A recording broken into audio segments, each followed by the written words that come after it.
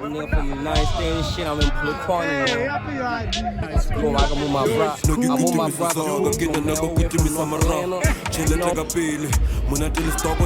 bra. Ke busy ke bolaya number ke nyaka di blue nose le di down bophelo ba ke stake ever since I turned into a cash cow no raseja money but they busy telling us to keep it down. Let's do a mixtape together, right? So we say cool, let's put this thing together. Got these 4 rappers. We're just gonna go split, just going bar for bar, like for real. That rollout, I didn't sleep. I went all out. I called DJ Fresh. I said, yo man, I've got the song. I dropped him an email. I said, yo, we're gonna come to the studio. We're gonna rap some bars like old Mosquito Rap Activity Jam vibes. We're gonna do that on the show. He says, let's do it. So I'm running my own campaign. We're waking up. I'm waking up at 5 o'clock in the morning. Mother's asking where you go. I'm like, I'm pushing this song. Fresh blew that song up for me. That morning, everybody knew that rap still exists. Now, in the verse, Shane's verse, the chorus, we used to drop bars and all we do is dab. That's just when Walking and Dabbing came out into the world. Dabbing, breaking the necks, dabbing. And then I said, Shane, we're gonna take this part and we're gonna make it the hook. And he's like, are you sure? I'm like, yes, let's go. We put that together. All the artists never heard their verses. Reason, except Questa not, because he came last. But Shane and Reason wrote in, that was a 3-hour session, recorded done, dusted.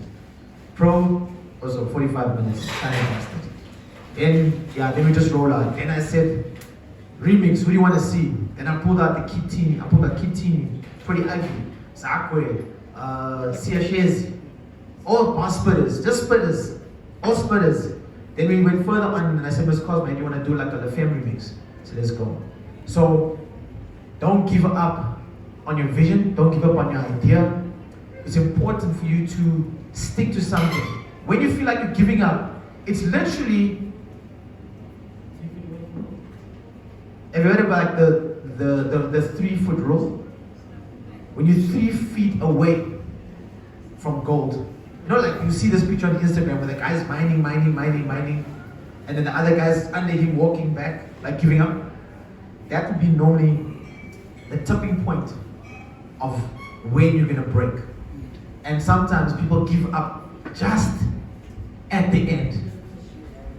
And they're like, fuck this guy. Last question.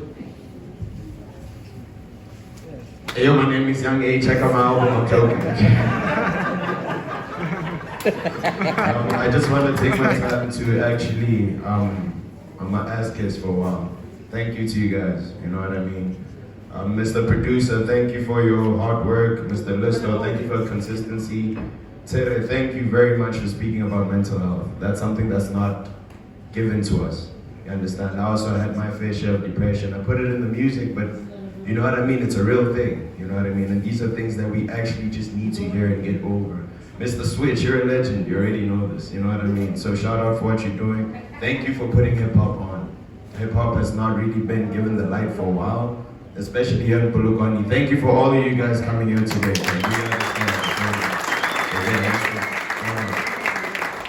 All right, so we're gonna go into this section, right? And this is my man, Mr. Major C. He's actually differently. So you need to find a way to communicate with society in a language that they understand. It's kind of like having to lower yourself all the time, just to make sure that people can understand where you're coming from. I'm literally trying to do a speed run here, so bear with me. High school, music was my thing through school pretty much all the damn time.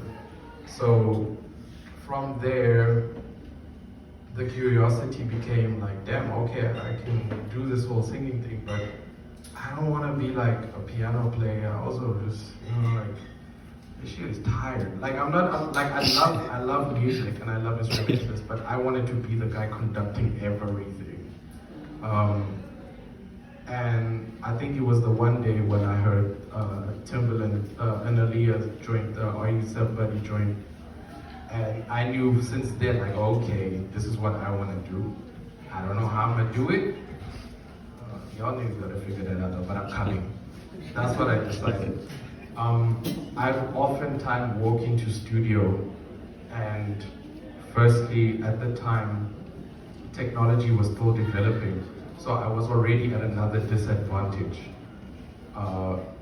Computers nowadays have something called a screen reader, which is a text-to-speech thing that literally converts what you see on screen into an audio format that I can then navigate on my computer, on my phone.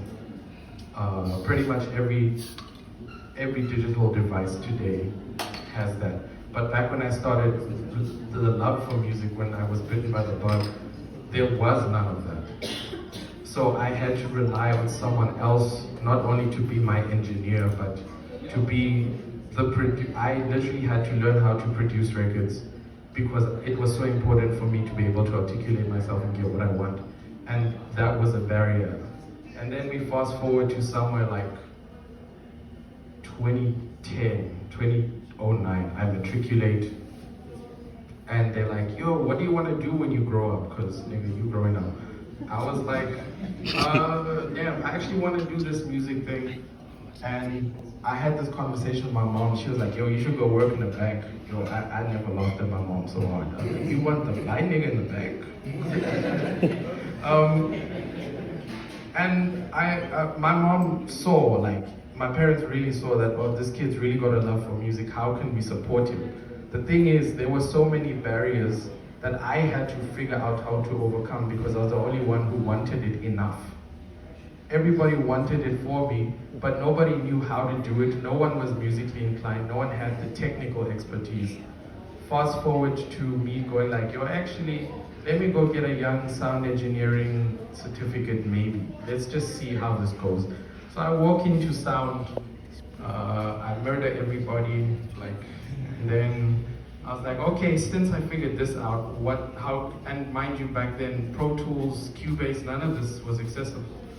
And then this company that everybody I'm sure knows called Native Instruments came along.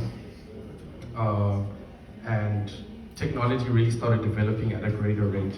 And all of a sudden I had access to things with buttons that I can actually touch and feel, and I can push a button and something happens and I'm like, oh, we're back in the old days again. And I'm like, I can function, you know? But then it was, okay, cool, you can function, but how do you turn this into a record? And I spent a year, like, apart from getting my degree, which I was doing at the time, I had to teach myself how macOS works. Then I had to understand to go past the end user side and figure out how the programming language works, how this works, which software allows me to do this. So I've always had, if you think you've had challenges, I've had 10 times more. Yes, depression and all that is a very real thing, and we all struggle. But just remember, I mean, if I could figure it out, walking into Tinism and Kitini being like, yo bro, I'm about to release a mixtape, but I don't got no beats. Can you help a nigga out? I looked at that kid and nigga, who is you? You know, and the next thing from Kitini, it was P.O. From P.O. it was Black Les, then it was Envy, sorry, then P.O, then Black Les, then Ginger Trill, then, the list is long, like, it's long.